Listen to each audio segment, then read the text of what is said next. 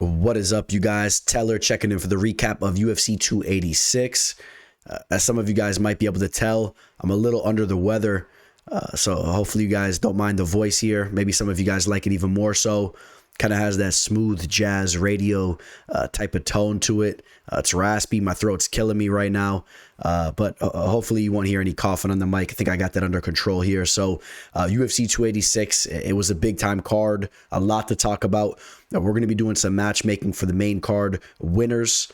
We're going to be recapping the bets that we targeted throughout this card, and then we're going to be talking some of the big story news that came off this card, which will be surrounded around Kamaru Usman, Leon Edwards, and those types of topics there. So in the first fight, Veronica Hardy, one of the bigger underdogs on the card, defeats Juliana Miller. Veronica Hardy, we talked about the fact she was coming off a long layoff.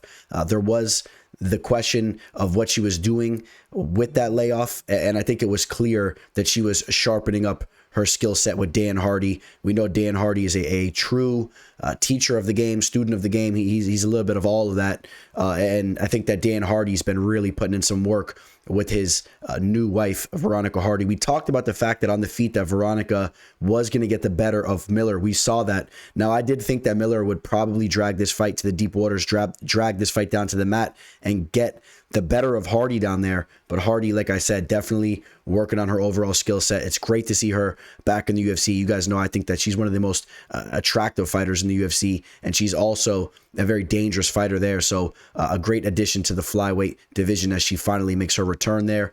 Jai Herbert, let's be honest here. Jai Herbert gets the victory over Ludovit Klein. It did end up in a draw with the point deduction on Jai Herbert. And we saw in the replay, you heard the telecast there talking about the fact that I believe it was a low blow and that did not really hit. So that was I think that was a bad point deduction. But overall, Jai Herbert winning 2 of the 3 rounds. And you guys know we were on Herbert there. He settled around a plus 175. No official action for me there, but you guys know that I do have a good amount of respect for Herbert's striking and his overall skills. He's a talented fighter. He's not young, but we did pick him there to defeat Ludovit Klein, and respectfully, I think that he won that fight there. Joanne Wood gets the split decision over Luana Carolina. Close fight. Very happy to see Joanne get a victory under her belt there. You guys know that she's been taking a lot of losses as of recently, but fighting upper echelon fighters in the division, so it was great to see her grab a W there. Luana's a tough girl as well. I would like to see the UFC keep her around, give her another fight. She brings the fight. She's been having a little bit of a tough time, but props to her for going back over to London after what Molly McCann did to her and bringing the fight, not being hesitant like another fighter we're going to be talking about in a little bit in the main event, right? A fighter that was put out and then was a little bit more hesitant. Kind of a similar circumstance there for Luana Carolina. So props to her for showing up and bringing the fight. Jake Hadley. Now this was the first fight that we had action on. I had Jake Hadley mixed up in a 2-team parlay. We'll get to the other leg in a second. 3-unit 2-team parlay, almost at even odds. Jack Hadley, you guys know I felt he was going to be way too much for Malcolm Gordon. I think that Jake Hadley is one of the brightest up-and-coming stars in the flyweight division. Of course, Muhammad Mokaev is another one of them, and there's quite a few of them. But you guys know I'm very high on Jake Hadley. I know he came up short in his UFC debut, but you see when he puts it together how skilled he truly is, and he's well-rounded as well, right? He could strike. He has very good jiu-jitsu. Needs to continue to work on his wrestling. He's going to be a very fine-tuned fighter as he creeps up to 230. He's only, I believe, only 26, 27 years old. Give him another 2 years, 3 years. I think he's a fighter that could potentially be fighting for the belt. It's a little early for that, but let's see how he fares. Calling out Muhammad Mokaev too. So this is a guy that has a lot of confidence in himself. A lot of guys are avoiding Muhammad Mokaev in the division, not Jake Hadley. He wants that fight. And it seems Mokaev, on the other hand, is really kind of avoiding that fight. We'll see what's next for Mokaev. We know that he had his own issues going on this weekend. We'll talk about that here. Now, Christian Leroy Duncan defeats Dusko Todorovic. You guys know this was another winning free play coming your guys' way. In fact, both of them hit. You guys know we had a 4-unit play on CLD to win the fight. We grabbed him at minus 205 line, had 4 units on him to win that fight. I had another unit on him at underdog odds. Underdog odds. Somebody tried to correct me in the comment section saying it's not an underdog odds because it's a prop bet. It's not anything in the pluses. I consider that underdog odds, right? So you guys don't get cute with me there. Christian Leroy Duncan, we had the 1 unit on him there at plus 130 to get that knockout TKO. And in fact, he gets the TKO victory on Dusko. Dusko has the knee injury. A little bit unfortunate. The fight ended early. Either way, I think that Christian was going to get that knockout. I'm very high on that kid, and I'm excited to see him back in there. I mean, I know it's hard for me to really sit here on the mic and really rave about the TKO. It was kind of a weird injury, but understand that CLD was chopping those legs. I know he was chopping the other leg, but he hurt that other leg. Maybe Dusko was putting a little bit too much weight on the other leg. His legs were a little messed up there. May have caused the injury. I don't know. Either way, we cashed there, and that's 5 straight free plays coming your guys' way on this channel that have cashed. I hope you guys are taking note of that. I hope you guys are riding with me on those free plays. All right, how about this? Lerone Murphy defeats Gabriel Santos. You guys know I edged Murphy here just based on a few factors here, but I made it very clear that I'm very high on this kid, Gabriel Santos, right? I made that very clear, guys. And I think that he proved he's the truth. I had Gabriel Santos winning this fight. I think that was a little bit of a robbery. Some hometown cooking for Murphy there. Santos looked phenomenal. He was mixing in the striking with the takedowns. I'm very high in Santos. And in fact, I was very disappointed for him not to get his hand raised. For a young stud like that to make the trip over to the UK, fight a guy like Lerone Murphy, an undefeated, proven UFC fighter, and do enough to get the job done and then not get the nod there. I was disappointed for Santos. You guys comment below. Let me know who you guys had winning that fight. Muhammad Mokaev gets the rear naked choke submission over Jafael Filho. What a submission it was, right? I mean, so many other men in the UFC would have tapped. Not just any men, right? Men in the UFC. The men that are as tough as it gets would have tapped to that submission, not Mokaev. Mokaev is cut from a different cloth. You saw his leg completely hyperextended. There was no thought of tapping. He eventually gets out of that and then gets back up to his feet, I guess, if you would, kind of transitioning, taking Filo's back and getting that rear naked choke. And then you see Filho tap out to a choke that he didn't even necessarily have to tap out at that point. You see the difference of toughness between the two fighters. And Mokaev's an absolute stud. It's funny how we had that flying knee to kick his UFC career off, and that's more been going the safer and grappling routes in his fights as of recently. Either way, he's a stud. He's a fine-tuned machine. He's so young, and I think that he's potentially another fighter that will be fighting for the belt. And in fact, I think he probably will be holding that gold one day. He's just so young, and there's just so much room for growth as well. All right, so we're talking some more official action here. Yanal Ashmaz knocks out Sam Patterson. Should have stayed away from Sam Patterson. I did have him mixed in a 3-unit parlay here, 2-team parlay with Jake Hadley. Sam Patterson, I should have knew that he had giraffe syndrome, and that could have been something that was going to take into effect in this fight. You saw him very upright and just lacking with the striking defense, and props to Yanal for connecting and really brutally finishing him there. You guys know I said it. I wasn't high in this kid, Yanal Ashmaz. I'll be honest with you. It was a Yanal Ashmaz fade here. And, I'm eating my words there. Ashmaz, I'm not completely sold on him, but props for him for going out there, getting the finish like that. Great performance by him there. So we move on. Chris Duncan gets the split decision over Omar Morales. You guys know we edged Chris Duncan there. We said that was going to be a very close fight. After that, Jake Shore gets the rear naked choke over Makwan Amirkhani. Unfortunately, I think that might be the end of the road for Makwan. I don't know. Always a fun fighter. He brought the fight early, but definitely seemed to be lacking with his cardio and conditioning. Jack Shore, the complete opposite, just a stud. He was just starting to get his rhythm as that fight was going. Eventually pulls off the rear naked choke there. A good bounce back victory for Shore. All right, now we're talking main card action here. Marvin Vettori defeats Roman Dolidze. You guys got to let me know who you had winning this fight below. I heard a lot of people going both ways here. I had Marvin Vettori winning rounds 1 and 3, and if you check the significant strikes landed and the total strikes landed, Marvin Vettori was up quite a bit. I know that Dolidze was pressuring and throwing some power shots. He was throwing heavy shots, but Vettori was really moving well in there. He was circling nicely. He was countering very well. And I think that he did enough to get the job done there if you really were paying attention to that fight. But I won't go to war with you guys if you felt that Roman Dolidze won that fight. He was doing some things very well. Like I said, landing more powerfully with his shots. But Vettori, very crafty. And I do think he deserved to get the nod there. Now, for For Marvin Vettori's next fight, I want to match him up with Dricus du Plessis. You take a look at the top 10 of the middleweight division. There's not an overwhelming amount of options there. Dricus, a similar fighter to Roman, and the fact that he's going to pressure forward, throw those heavy shots. I want to see how Marvin fares against Dricus there. Marvin still needs to get a couple victories under his belt, right? He's coming off a loss against Robert Whittaker, so it's not like he's a guy that's at the top of the division that's calling his shots. He needs to get some victories going before he can start working his way towards a potential title shot again. Dricus is a name that a lot of people are excited to watch. I think that's a good matchup. What do you guys think? Jennifer Maia, an underdog play here, cashes for the teller, grabbed Jennifer Maia at plus 150, threw 1 unit at it. Jennifer Maia over Casey O'Neill. You guys know I was on Jennifer here. Jennifer's been looking really good as of recently, and I said it. I felt that Casey O'Neill is very overrated. When you break down tape on her, you look at the performance that she just had against Roxanne Modafferi, not overly impressed. She was coming off a layoff, coming off the leg injury, the knee injury. There was a lot of things going against her here, and I just think that she's a little bit of an overrated fighter. She's very tough and very talented, but Jennifer Maia is a proven veteran. Her striking is looking as good as ever. We know she can grapple, and I was all over her here. Only regret was I should have bumped up the units here, and I did not.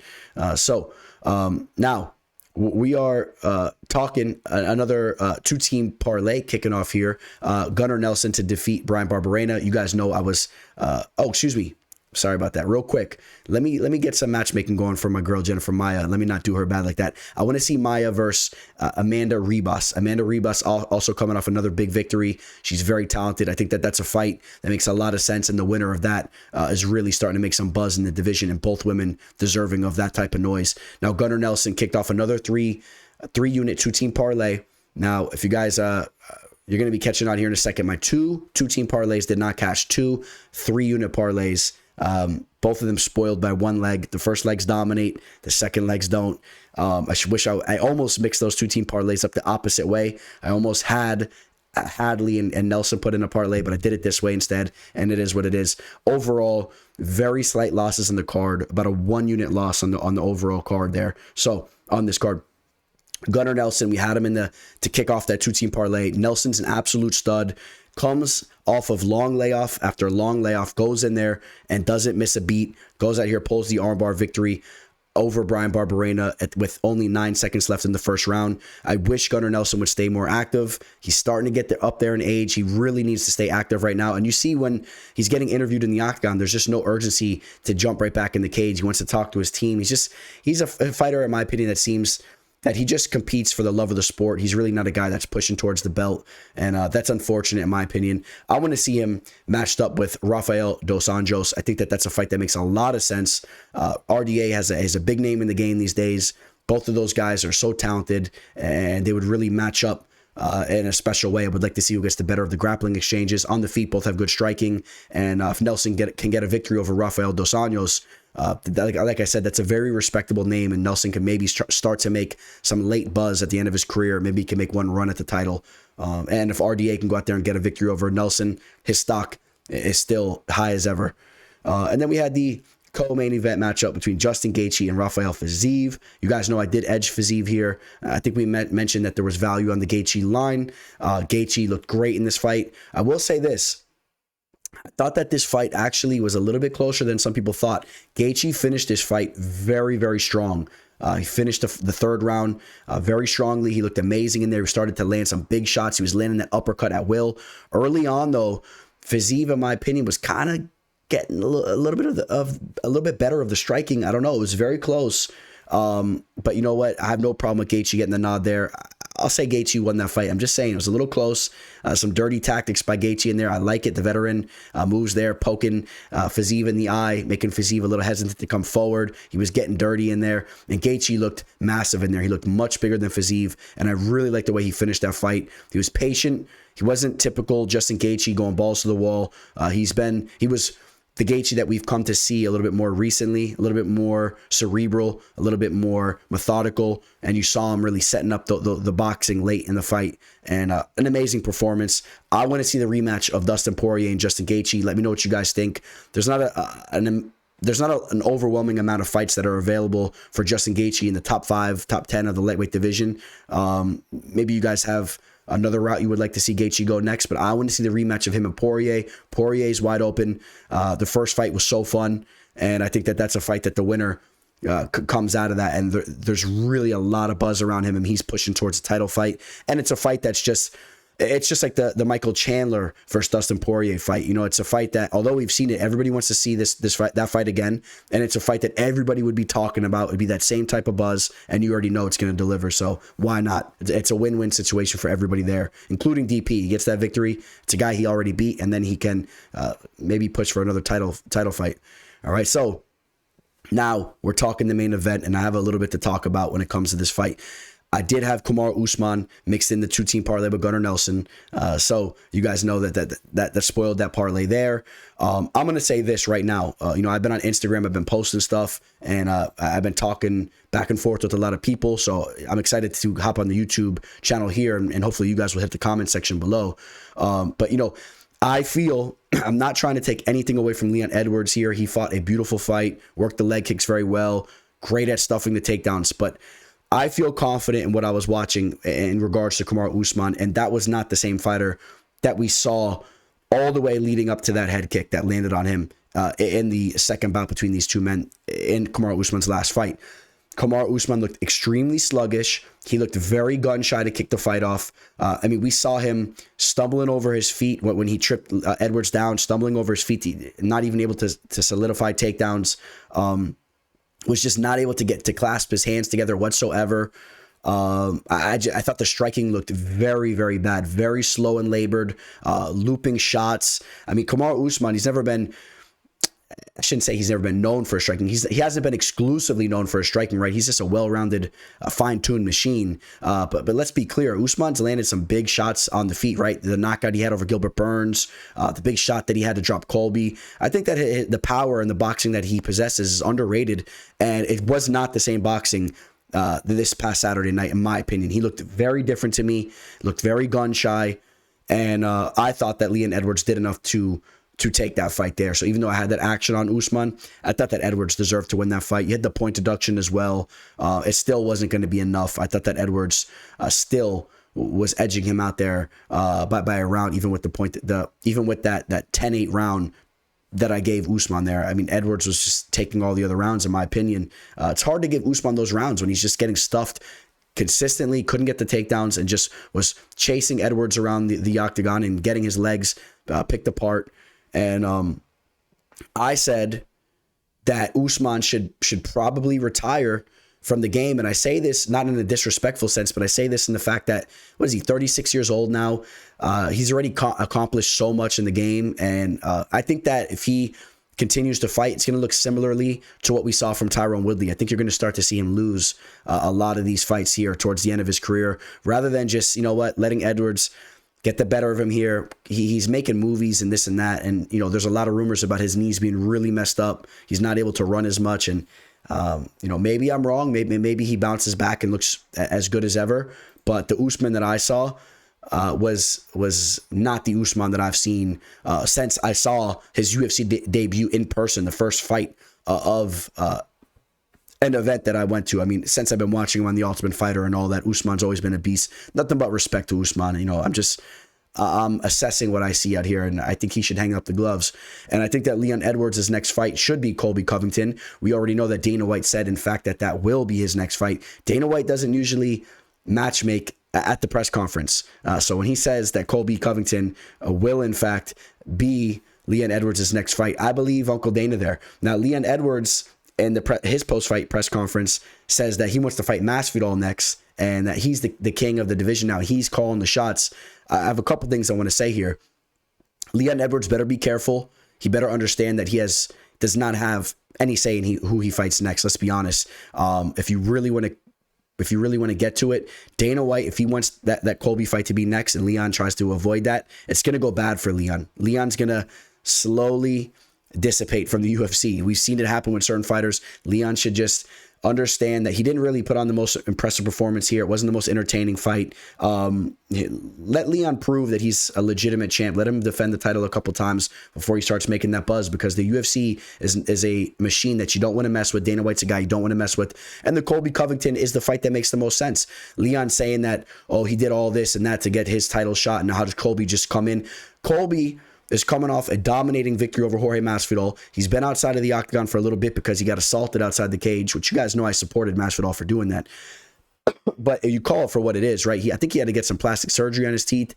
He had some legal stuff going on there. He couldn't jump right back in. He's probably suing Masvidal. There's probably something going on under the rug there. I'm sure there was a settlement, some money we're talking about there. Masvidal does have some money to throw around, and I think Colby got some of that. I don't know, or that's going to be happening.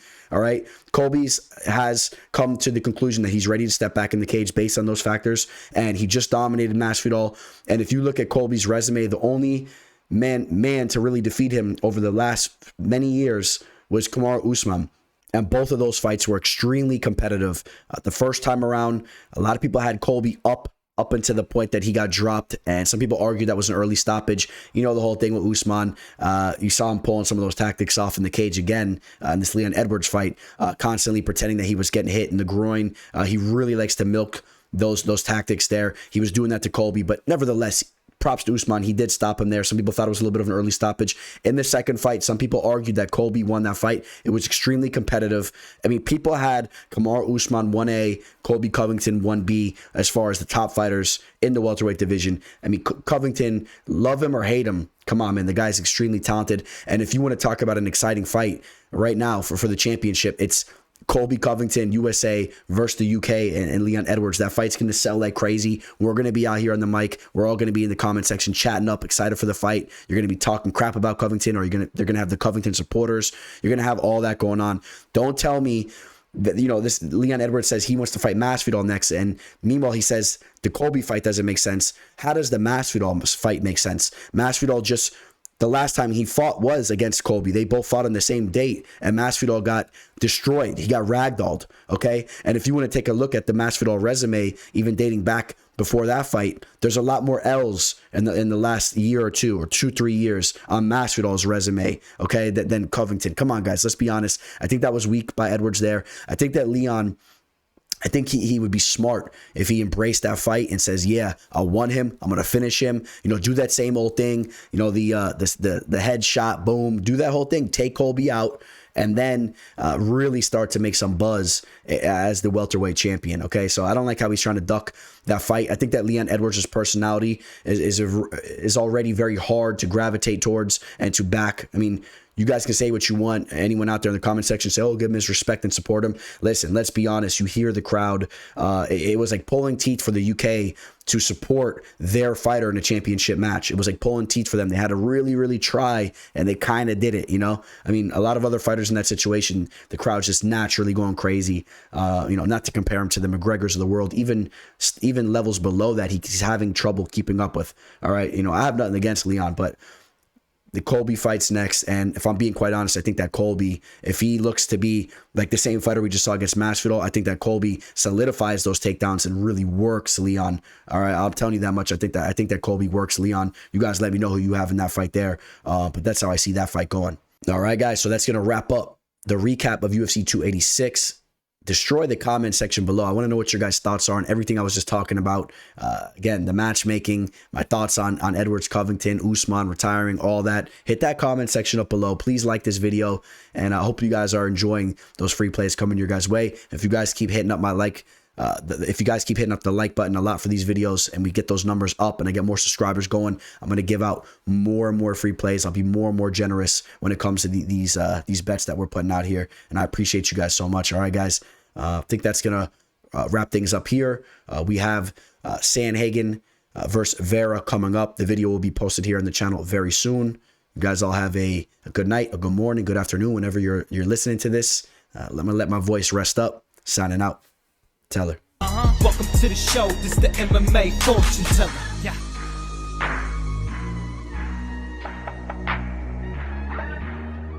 The MMA fortune teller. The teller.